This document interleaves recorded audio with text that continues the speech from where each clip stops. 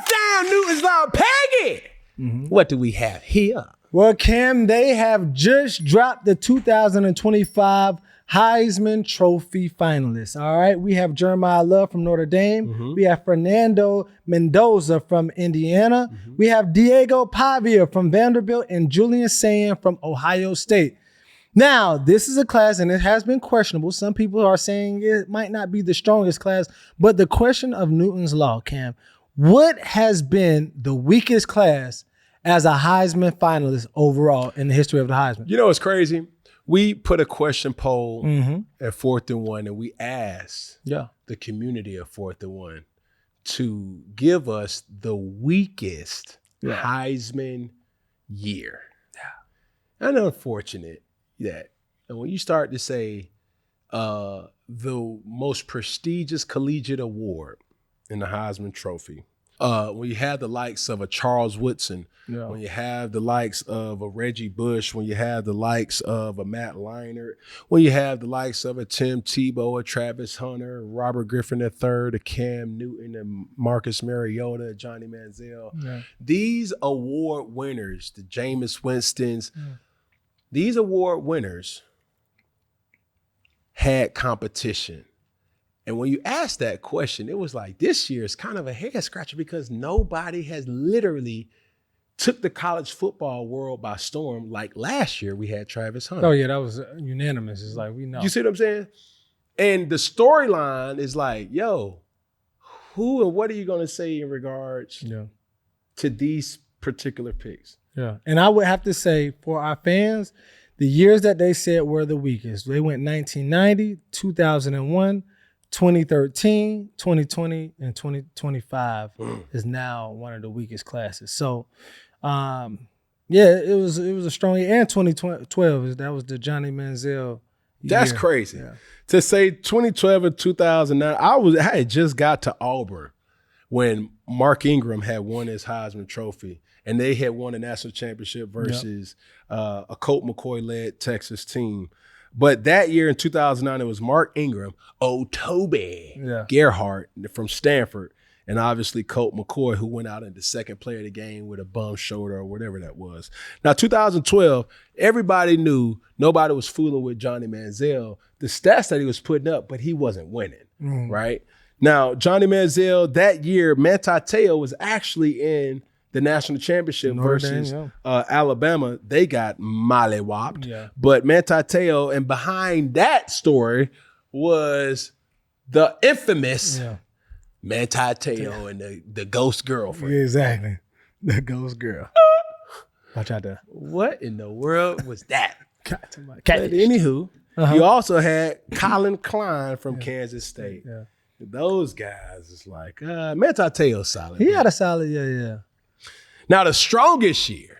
Yeah, we have to talk about it. 2005. When you had Reggie Bush, you had Vince Young, and Matt Leinart.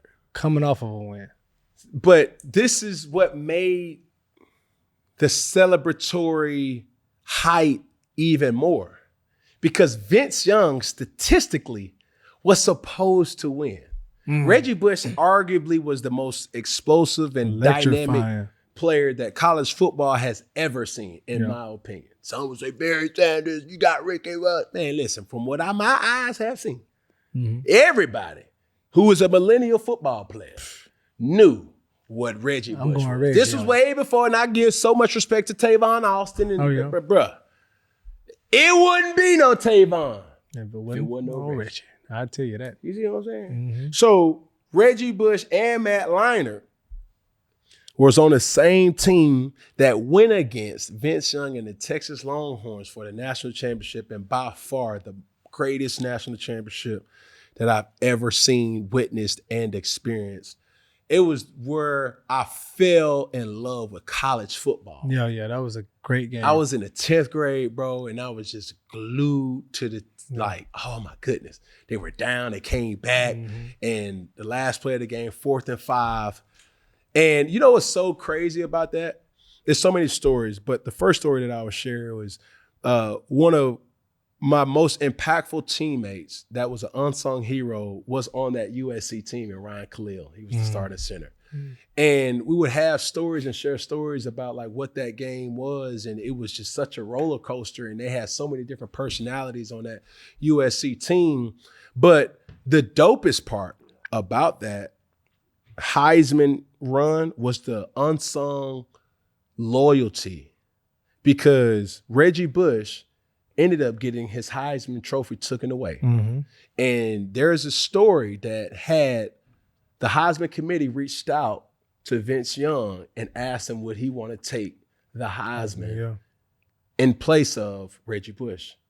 And the fact that Vince Young said no, that's Reggie's award, says everything you need to know about Reggie Bush, as well as the respect that, you know, Vince Young kind of gave him. And those are the stories that don't always get mentioned when talking about players. They all thought, oh man, he was a bum bust. Hey, listen, bro, Vince Young was that boy. Yeah.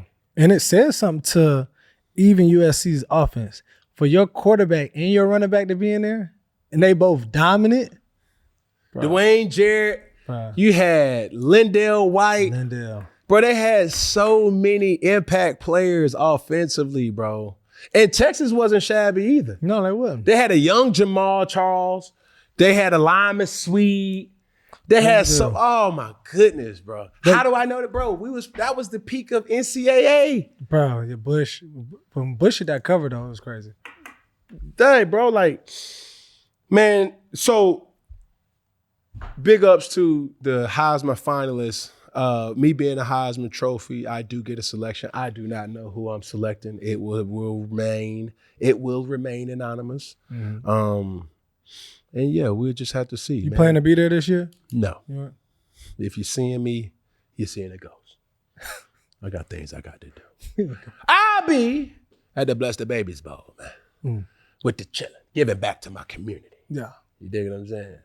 Ain't no quarrels, ain't no beef or anything, man, but I'm giving back just to doing the your kids, give back, your national championship. You know what I'm saying? The C1N Bless the Babies Bowl is where it's a national event where we give kids an opportunity and a platform to showcase their talent, using the game of football to empower and impact our community, man. Well, that's a good way to support from a distance, my brother. You're grooming up the next potential Heisman Trophy winner. It's going to be in the C1N. Bless the Babies. Bless the Babies Bowl. See you in Florida. You dig what I'm saying? All right, Peggy, is that it? That's it, boy. All right, Peggy, is that it? That is I it. said, all right, Peggy, is that it? Hey. That's it. We're gonna add a finger. Hey, we're gonna add a finger. We'll add a finger. Okay. Why you add a pinky? Yeah, we'll add a pinky. Go ahead and add a pinky. Yeah, we'll add a pinky. Why you add it? Get your thumb. Get your thumb. I said, get your thumb. Get your thumb. I said, she liked the thumb. Hey.